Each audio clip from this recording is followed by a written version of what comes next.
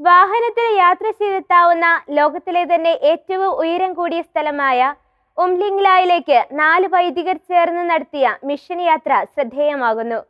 കാലങ്ങളായുള്ള സൗഹൃദം വലിയൊരു നിയോഗത്തിന് വഴിയൊരുക്കിയപ്പോൾ യാത്ര കൂടുതൽ മനോഹരമാവുകയായിരുന്നു.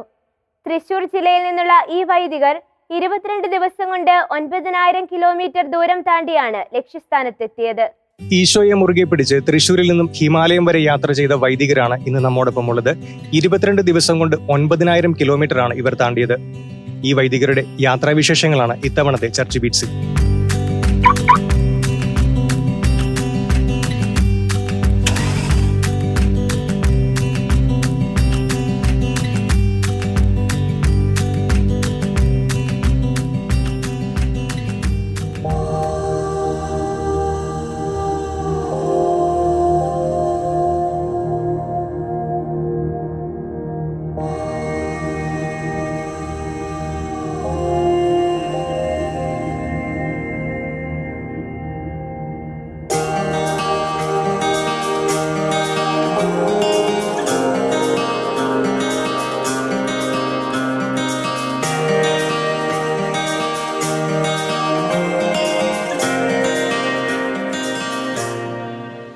എല്ലാവർക്കും ചർച്ച് ബീറ്റ്സിലേക്ക് സ്വാഗതം. ആദ്യം തന്നെ റോഗിയച്ചനോടാണ് ചോദ്യം. 4 വൈദികർ ചേർന്നായിരുന്നല്ലോ യാത്ര നടത്തിയത്. അപ്പോൾ അതിന് ഒരുപാട് പ്രത്യേകതകളുണ്ട്. എങ്ങനെയായിരുന്നു ആ ക്രമീകരണങ്ങൾ, സ്ഥലങ്ങളുടെ ഒരു തെരഞ്ഞെടുപ്പ്? ഞങ്ങള് വൈദികർ എന്നുള്ള നിലയിൽ ഞങ്ങൾ തെരഞ്ഞെടുത്ത സ്ഥലങ്ങൾ അല്ലെങ്കിൽ പോയ സ്ഥലങ്ങൾ എന്ന് പറയുന്നത് നമ്മുടെ സഭയുമായി ബന്ധപ്പെട്ട സ്ഥലങ്ങളിലൂടെയാണ് ഞങ്ങൾ യാത്ര ചെയ്തത്. ഞങ്ങൾ ഇവിടെ നിന്ന് കേരളത്തിൽ നിന്ന് ബാംഗ്ലൂരിലേക്ക് എത്തി. അവിടെ ലാസ്ലെറ്റ് പ്രൊവിൻഷ്യൽ ഹൗസിലായിരുന്നു ഞങ്ങൾ താമസിച്ചത്. അവിടെ നിന്ന് ഞങ്ങൾ ശംഷാബാദ് ബിഷപ്പ് ഹൗസിലേക്ക് പോയി. അന്ന് ഒരു ദിവസം അവിടെ സ്റ്റേ ചെയ്തു. ഹൈദരാബാദൊക്കെ ഞങ്ങൾ കണ്ടു. അതിനുശേഷം അവിടെ നിന്ന് നാഗ്പൂർ ബിഷപ്പ് ഹൗസിലാണ് പിറ്റേ ദിവസം ഞങ്ങൾ അന്തിയുറങ്ങിയത്. അപ്പോൾ അവിടെയൊക്കെ കണ്ടു.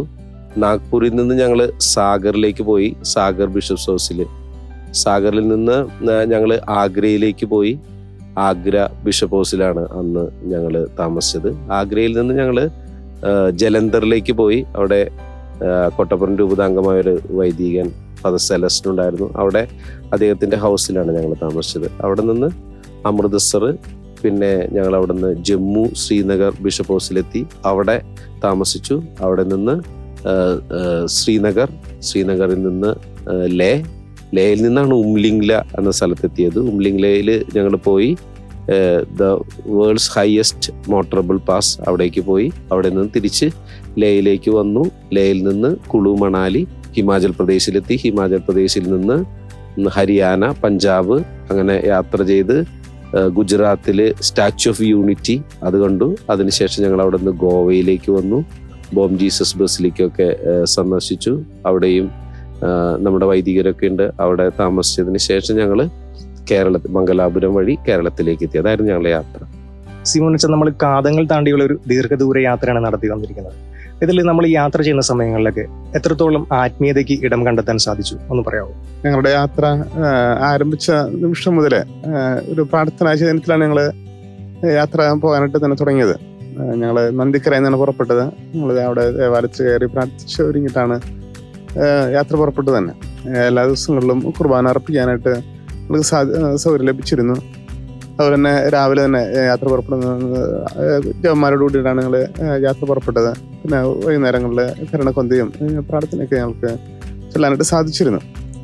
ദൈവത്തിന് വലിയൊരു പരിപാലനയുടെ ദിവസങ്ങളായിരുന്നു അതൊക്കെ. കാരണം യാത്രയിൽ എപ്പോഴെങ്കിലും അപകടങ്ങളുണ്ടാകാം. അത് വാഹനത്തിനോ അല്ലെങ്കിൽ നമുക്ക് എന്തെങ്കിലും അസുഖങ്ങളൊക്കെ ഉണ്ടാകാം. ഇത്തരം ദൂരം യാത്ര ചെയ്യുന്നതാണ്. ഭക്ഷണത്തിന്റെ മൂലമോ അല്ലെങ്കിൽ മറ്റു പല കാരണങ്ങളൊക്കെ അസുഖങ്ങളൊക്കെ ഉണ്ടാകാം. പക്ഷെ യാതൊരു വിധ അസുഖങ്ങളില്ലാതെ, അതുപോലെ വണ്ടിക്ക് യാതൊരു പരിക്ക് പോലെ ഏൽക്കാതെ, ടയർ പൊട്ടുകയോ അല്ലെങ്കിൽ അങ്ങനെ ഒന്നും സംഭവിക്കാതെ, പഞ്ചറാവുകയൊന്നും ചെയ്യാതെ തന്നെ 21 ദിവസം പോയിട്ട് വരാനായിട്ട് സാധിച്ചത് ദൈവത്തിന് വലിയൊരു പരിപാലനയാണ്. അത് ദൈവം ഞങ്ങളെ അത്ര സംരക്ഷിച്ചെന്നുള്ളതാണ്. അപ്പൊ അതിന് ദൈവത്തിന്റെ പരിപാലനം കൂടുതൽ വിശ്വസിക്കാനും അതിൽ ദൈവത്തെ ആശ്രയിക്കാനൊക്കെയുള്ളൊരു വലിയൊരു ശക്തി ഞങ്ങൾക്ക് ഈ ഒരു യാത്രയിലൂടെ ലഭിച്ചു എന്നുള്ളതാണ്. ഞങ്ങൾ ഏറ്റവും ഉയരം കൂടിയ സ്ഥലത്ത് ചെന്നു. അവിടെ ഒരു ബോർഡ് പ്രകാരമാണ് higher the hill stronger the will. നമ്മൾ എത്രമാത്രം ഉയരം കൂടുന്നവരും യാത്ര ചെയ്യുന്നവ അതനുസരിച്ച് നമ്മുടെ മാനസികമായൊരു ആത്മീയ ഒരു ബലം കൂടാനായിട്ട് ഉള്ള ഒരു സാധ്യത ഉണ്ടെന്നുള്ളതാണ്. യേശു പോലും മലമുകളിൽ കയറി പ്രാർത്ഥിച്ചു എന്ന് പറയുമ്പോൾ നമുക്കും ആ ഒരു ഇത് കിട്ടുന്ന നമ്മൾ മലമുകളിലൊക്കെ കയറാനായിട്ട് എൻ്റെ ബുദ്ധിമുട്ടുണ്ട്. ഞങ്ങൾ പല സ്ഥലങ്ങളിലൊക്കെ യാത്ര ചെയ്ത സമയത്ത് ഞങ്ങൾ വണ്ടിയിൽ നിന്ന് ഇറങ്ങി വണ്ടിയൊക്കെ തള്ളേണ്ട അവസരങ്ങളൊക്കെ ഉണ്ടായിട്ടുണ്ട്. അത് വലിയൊരു ബുദ്ധിമുട്ട് ആയിരുന്നു. ഉയരം കൂടിയ സ്ഥലത്ത് ഇല്ലെങ്കിലും അവിടെ ഓക്സിജൻ്റെ അളവ് കുറവാണ്. അപ്പോൾ അതുകൊണ്ട് തന്നെ അതിന് തൊട്ട് മുമ്പായിട്ട് ഞങ്ങൾ വണ്ടിയിൽ നിന്ന് ബുദ്ധിമുട്ട് വന്നപ്പോൾ ഞങ്ങൾ ഇറങ്ങി തള്ളി. പക്ഷെ അവിടെ ഞങ്ങൾക്ക് രണ്ടുപേർക്കും ശ്വാസം കിട്ടാനൊക്കെ അല്പം ബുദ്ധിമുട്ടുണ്ടായിരുന്നു. പക്ഷെ അതൊക്കെ ഒരു ദൈവത്തിന് വലിയൊരു പരിപാലനയായിട്ട് അതിലൂടെയൊക്കെ ഞങ്ങൾക്ക് ദൈവത്തിന് വലിയൊരു സംരക്ഷണം ലഭിച്ചു എന്നുള്ള വലിയൊരു അനുഗ്രഹം തന്നെയായിട്ട് കാണുകയാണ്. സനിഷിച്ച യാത്രയിൽ മുഴുനീളം ഡ്രൈവ് ചെയ്തത് അച്ഛനായിരുന്നു. അപ്പോൾ സ്വാഭാവികമായിട്ട് ഒരു മെന്റൽ സ്ട്രെയിനും അതിൻ്റെ ഒരു ബുദ്ധിമുട്ടുകളൊക്കെ സ്വാഭാവികമായിട്ട് വരാം. അപ്പോൾ ഈ സമയങ്ങളിൽ അച്ഛൻ്റെ പ്രാർത്ഥന എന്തായിരുന്നു? ആദ്യമേ തന്നെ ഡ്രൈവ് ചെയ്യുന്ന പറയുന്നത് എനിക്കൊരു സന്തോഷമുള്ള കാര്യമാണ്. എനിക്ക് അങ്ങനെ ഒരു മെന്റൽ സ്ട്രെയിനായിട്ട് വരാറില്ല സാധാരണ. ഞാൻ എൻജോയ് ചെയ്യാറുണ്ട്. പിന്നെ ഈ ഒരു പ്രത്യേക യാത്രയിൽ ഞങ്ങൾക്ക് കൂടുതൽ കോൺഫിഡൻസ് തന്നു എന്ന് പറയുന്നത് ഞങ്ങൾ പോകുന്നതിൻ്റെ തൊട്ട് 2 ദിവസം മുമ്പ് നടന്ന ഒരു ചെറിയൊരു അപകടമാണ്. ഞങ്ങൾ പോയ ആ വാഹനം തന്നെ ഞങ്ങൾ കൊണ്ടിടിച്ചതല്ല, ഞങ്ങൾ പുറകിലൂടെ വന്ന ഒരു ബൈക്കാരൻ വേറൊരു കാറുകാരൻ വന്നിടിച്ചതിൻ്റെ പേരിൽ ഞങ്ങളുടെ മേത്ത് വന്ന് വീഴുകയും ചെറിയ തോതിൽ വണ്ടിക്ക് ചെറിയ പോറലൊക്കെ വന്നു. അപ്പം അന്ന് ഞങ്ങൾ 4 പേരും എടുത്ത ഒരു കോൺഫിഡൻസ് ആയിട്ടുള്ള ഒരു തീരുമാനം എന്ന് പറയുന്നത് ഇപ്പം എന്തായാലും സ്ക്രാച്ച് വന്നു, ഇനിയിപ്പോൾ പോയി വരുമ്പോഴേക്കും എന്തെങ്കിലും സ്ക്രാച്ച് വരാൻ സാധ്യതയുണ്ട്, അതുകൊണ്ട് നമുക്കത് കഴിഞ്ഞിട്ട് എല്ലാ പണിയും ചെയ്യാമെന്ന രീതിയിലാണ് ഞങ്ങൾ പോയത്. എന്ന് പറഞ്ഞാൽ നമുക്ക് വരാവുന്നതിൻ്റെ ഒരു മാക്സിമം ഞങ്ങൾ മനസ്സിൽ കണ്ടു കഴിഞ്ഞു. അപ്പം പിന്നെ അതിനെക്കുറിച്ചുള്ള പേടി കുറവായിരുന്നു. അതാണ് ഒന്നാമത്തെ കാര്യം. 2, പ്രാർത്ഥനാപരമായിട്ട് ഇപ്പോൾ യാത്രയിൽ ഇപ്പോൾ 9000 കിലോമീറ്റർ ആണെങ്കിലും ഞങ്ങൾ ഏകദേശം ഒരു 80 കിലോമീറ്റർ അല്ലെങ്കിൽ 100 കിലോമീറ്റർ താഴെ എത്തുമ്പോഴേക്കും ഒരു പ്രാവശ്യം നമ്മൾ നിർത്തും. ഒന്നെങ്കിൽ വെള്ളം കുടിക്കാനായിട്ട് അല്ലെങ്കിൽ കുറച്ചു നേരം വർത്തമാനം നിൽക്കാനായിട്ട് പല സമയത്തും നിർത്താറുണ്ട്. പക്ഷെ എപ്പോഴൊക്കെ വണ്ടി നിർത്തി വീണ്ടും തുടങ്ങുന്നോ എപ്പോഴും ഞങ്ങൾ ശ്രദ്ധിച്ച ഒരു കാര്യം പരിശുദ്ധ ത്രിത്വത്തെ അനുസ്മരിക്കും, ഒരു സ്വർഗസ്നായ ചൊല്ലും, ഒരു നന്മറം ചൊല്ലും, പിന്നെ യാത്രക്കാരുടെ മധ്യസ്ഥ ക്രിസ്റ്റഫറിനെ ഓർക്കും, പിന്നെ ഞങ്ങളുടെ വൈദികരുടെ സ്വർഗീയ മധ്യസ്ഥ ജോൺ മരിയ വിയാനിയെ ഓർത്ത് പ്രാർത്ഥിക്കാറുണ്ട്, പിന്നെ ഞങ്ങളുടെ സഹയാത്രികയായിട്ടുള്ള പരിശുദ്ധ അമ്മ. അങ്ങനെയാണ് ഞങ്ങൾ പ്രാർത്ഥന ജീവിതം മുന്നോട്ട് പോയത്. പിന്നെ വ്യക്തിപരമായിട്ട് ഒട്ടും പരിചയമില്ലാത്ത ഒരു ഭൂപ്രദേശത്തിലൂടെ യാത്ര ചെയ്തപ്പോൾ നമുക്ക് ടെൻഷൻ ഉണ്ടായിരുന്നു. ഉദാഹരണം പറഞ്ഞു കഴിഞ്ഞാൽ ഹിമാലയം ആ ഭാഗത്തേക്ക് പോകുമ്പോൾ എല്ലാ വഴിയിലും എഴുതി വെച്ചിരിക്കുന്നതാണ് കല്ല് നമ്മുടെ മേത്തേക്ക് വീണേക്കാം. അപ്പോൾ എൻ്റെ മനസ്സിലുണ്ടായിരുന്ന ഒരു ചിന്ത എന്ന് പറഞ്ഞു കഴിഞ്ഞാൽ ഈ കല്ല് ഇപ്പം ചില്ല് പൊട്ടിയാൽ പോലും നമുക്കുണ്ടാകുന്ന ഒരു പെട്ടെന്ന് ഷോക്ക് ഉണ്ടാവും. ആ സമയത്ത് കൊക്കയുടെ ഭാഗത്തേക്ക് പോകരുത്, നേരെ മറിച്ച് ഇങ്ങോട്ടേക്ക് ഡ്രൈവ് ചെയ്യണം. അപ്പോൾ ആ സമയത്തൊക്കെ അല്ലെങ്കിൽ അങ്ങനെ പോകുമ്പോഴൊക്കെ ദൈവമേ കാത്തോളണേ എന്നുള്ള ഒരു വാക്ക് മനസ്സിൽ ഇങ്ങനെ ഉണ്ടാവാറുണ്ട്. പിന്നെ ഞങ്ങളെല്ലാവരും നേരത്തെ ശിവനച്ചൻ പറഞ്ഞതുപോലെ പ്രാർത്ഥനയ്ക്കൊട്ടും കുറവ് വരുത്തിയിട്ടില്ല. ആ ഒരു ബോധ്യം, ആ ഒരു സന്തോഷവും ആ ഒരു കോൺഫിഡൻസും ഉണ്ടായിരുന്നു.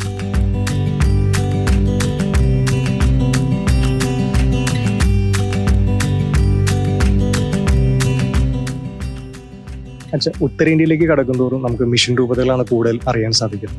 അപ്പൊ അവിടെയൊക്കെ ചെന്നപ്പോൾ ഒരു എക്സ്പീരിയൻസ് എങ്ങനെയായിരുന്നു? ഈ മിഷൻ യാത്ര കുറച്ചുകൂടെ നമ്മളെ മറ്റു രീതികളിൽ ചിന്തിക്കാനായിട്ട് പ്രേരിപ്പിച്ചു. കാരണം നമ്മുടെ മിഷണറിമാർ പ്രത്യേകിച്ച് ഈ പോയ സ്ഥലങ്ങളിലെല്ലാം കേരളത്തിൽ നിന്നുള്ള ഒരുപാട് വൈദികരെ കാണാനായിട്ട് സാധിച്ചു. പക്ഷെ ഈവൻ ബിഷപ്പുമാരും പരിമിതമായ സൗകര്യങ്ങളിലൊക്കെ ജീവിക്കുന്ന പല കാഴ്ചകളൊക്കെ കണ്ടു. എന്നിട്ടും വളരെ സുത്യർഹമായ രീതിയിൽ പ്രത്യേകിച്ച് പഞ്ചാബിലൊക്കെ ഞങ്ങൾക്ക് കാണാനായിട്ട് സാധിച്ചു. തീർച്ചയായിട്ടും ഞങ്ങൾക്കതൊരു ഇൻസ്പിറേഷൻ തന്നെയായിരുന്നു. കാരണം ഒരു ബിഷപ്പിന്റെ മുറിയിൽ ഞങ്ങൾ പോകാനായിട്ട് ഇടയായി. വളരെ സൗകര്യം കുറഞ്ഞ ചെറിയൊരു മുറി, ബെഡ്റൂമിലും ഒക്കെ ഞങ്ങളെ കാണിച്ചു. ചെറിയ പരിമിതമായ സൗകര്യം, അതും ഒരു ആളുകളൊക്കെ തിങ്ങിപ്പാർക്കുന്ന സ്ഥലത്താണ് ഒരു പള്ളിയും അതുപോലെ തന്നെ അദ്ദേഹം താമസിക്കുന്നതൊക്കെ. പക്ഷെ അദ്ദേഹം തന്നെ ആ സ്ഥലത്ത് കാര്യം പറഞ്ഞു, 300 പേരെ അദ്ദേഹം കഴിഞ്ഞ വർഷം തന്നെ വിശ്വാസത്തിലേക്ക് നയിച്ചു എന്ന് പറഞ്ഞു. അപ്പോൾ അത്രയും തീഷ്ണതയോടുകൂടെ പ്രവർത്തിക്കാൻ ആ പരിമിതമായ സൗകര്യങ്ങൾക്കുള്ളിൽ കഴിയുന്നു എന്നുള്ളത് തീർച്ചയായിട്ടും ഞങ്ങളൊക്കെ ഇൻസ്പയർ ചെയ്ത ഒരു സംഭവമായിരുന്നു.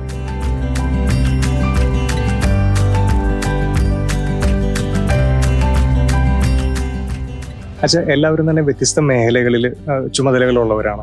അപ്പോൾ നമ്മൾ ഇവിടുന്ന് യാത്ര തിരിക്കുന്നതിന് മുന്നേ ആയിട്ട് എന്തെങ്കിലും ബദൽ സംവിധാനങ്ങൾ എന്തെങ്കിലും ഏർപ്പെടുത്തിയിരുന്നു? തീർച്ചയായിട്ടും ഞങ്ങളുടെ 4 പേരിൽ ബഹുമാനപ്പെട്ട റോബിൻ അച്ഛൻ കോട്ടപ്പുറം രൂപതാംഗമാണ്. അച്ഛൻ തൃശ്ശൂർ അദ്ദേഹത്തിൻ്റെ മിഷൻ സെൻറ്ററിൽ വർക്ക് ചെയ്യുന്നു. ബഹുമാനപ്പെട്ട സീമോനച്ചൻ ഞങ്ങളുടെ രൂപതയുടെ ഇരിഞ്ഞാലക്കുട രൂപതയുടെ സ്പിരിച്വാലിറ്റി സെന്ററിലാണ് സേവനം ചെയ്യുന്നത്. ഞാൻ പുളിപ്പറമ്പ് ലിറ്റിൽ ഫ്ലവർ ചർച്ച് വികാരിയാണ്. പിന്നെ ഞങ്ങൾ കൂടി ഉണ്ടായിരുന്ന ഇപ്പോഴില്ലാത്ത Wilson പെരയപ്പണ്ണച്ചൻ Nandikkara saint Mary's Palliyath വികാരിയച്ഛനാണ്. അപ്പോൾ തീർച്ചയായിട്ടും ഈ 22 ദിവസം മറ്റു അച്ഛന്മാരെ കുർബാനയ്ക്കായിട്ടും അല്ലെങ്കിൽ എന്തെങ്കിലും അത്യാവശ്യ കാര്യങ്ങൾ വന്നു കഴിഞ്ഞാൽ അതിന് വേണ്ടിയിട്ട് നമ്മൾ ഒരുക്കിയിരുന്നു. ഞങ്ങൾ 4 പേരും അത്തരത്തിലൊരു സംവിധാനത്തിലൂടെയാണ് മുന്നോട്ട് പോയത്.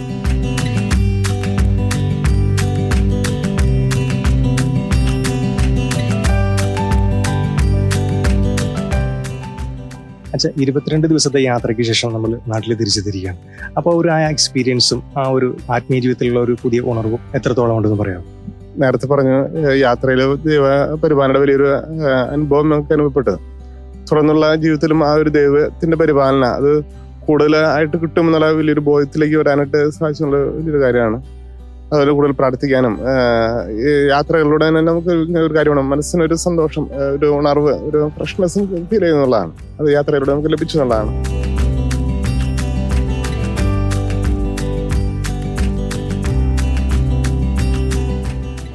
അച്ഛാ, കേരളം വിടുമ്പോൾ വ്യത്യസ്തമായ ഭാഷകൾ, വ്യത്യസ്തമായ സംസ്കാരങ്ങളൊക്കെയാണ്.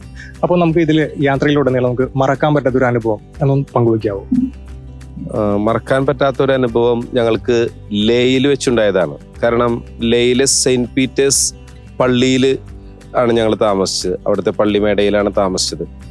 അപ്പൊ ഞങ്ങള് ഉംലിംഗ്ലയിൽ നിന്ന് വന്നത് ഒരു ഞായറാഴ്ച വെളുപ്പിന് ഏകദേശം 1:30 സമയത്താണ് ഞങ്ങൾ ഈ പള്ളിയിലേക്ക് തിരിച്ചെത്തുന്നത്.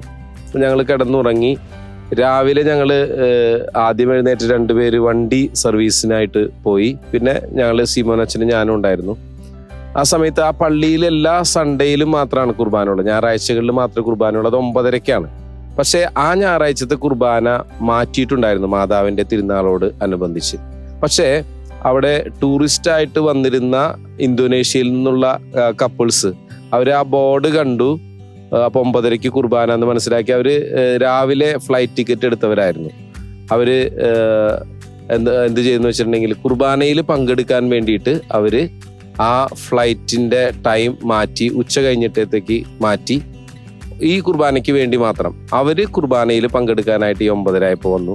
വേറെ 2 സൈനിക ഉദ്യോഗസ്ഥരും വന്നിട്ടുണ്ടായിരുന്നു. അപ്പോൾ ഇവരിങ്ങനെ കുർബാനയിൽ പങ്കെടുക്കാൻ വന്നാന്ന് പറഞ്ഞപ്പോൾ അവിടുത്തെ വികാരിയച്ഛൻ, അദ്ദേഹത്തിന് 10 കിലോമീറ്റർ അകലെയാണ് താമസിക്കുന്നത്. അദ്ദേഹം ഞങ്ങളോട് പോയി പറഞ്ഞു, അവരെ പോയി ഒന്ന് ആശീർവദിക്കാൻ പറഞ്ഞു, തലയിൽ കൈവച്ച്. പക്ഷെ ഞാൻ അങ്ങനെ അതനുസരിച്ചിട്ട് അങ്ങോട്ട് ചെന്ന് കഴിഞ്ഞപ്പോൾ അവർ ഈ കാര്യങ്ങളെല്ലാം ഞങ്ങളോട് പറഞ്ഞു. അപ്പോൾ തീർച്ചയായിട്ടും അവരുടെ ആ തീഷ്ണത, വിശ്വാസ തീഷ്ണത, കുർബാനയിൽ പങ്കെടുക്കാനുള്ള ഞായറാഴ്ച കുർബാന മുടങ്ങരുത് എന്നുള്ള തീഷ്ണത തീർച്ചയായിട്ടും ഞങ്ങളെല്ലാവരെയും ഇൻസ്പയർ ചെയ്ത ഒരു സംഭവമായിരുന്നു. പിന്നെ അവരുടെ ആഗ്രഹപ്രകാരം വികാരിയച്ഛനോട് ചോദിച്ച് ആ 4 പേർക്കും വേണ്ടി ഞാൻ ദിവ്യബലി അർപ്പിച്ചു. അവർ വളരെ സന്തോഷവാന്മാരായിട്ട് തിരിച്ചു പോവുകയും ചെയ്തു. തീർച്ചയായിട്ടും പൗരോഹിത്യ ജീവിതത്തിലും വളരെയധികം എന്നെയും മറ്റുള്ളവരെയൊക്കെ ഇൻസ്പയർ ചെയ്ത ഒരു സംഭവമായിരുന്നു അത്.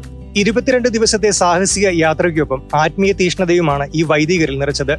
യാത്രയിലുടനീളം പതിവിൽ കൂടുതൽ നേരം ക്രിസ്തുവിനെ സ്തുതിക്കുവാനും ഈ വൈദികർക്ക് അവസരം ലഭിച്ചു. ക്യാമറമാൻ ടോബിനുമൊപ്പം റിജോ സേവ്യർ, ഷെഗ്യാന ന്യൂസ്, തൃശൂർ.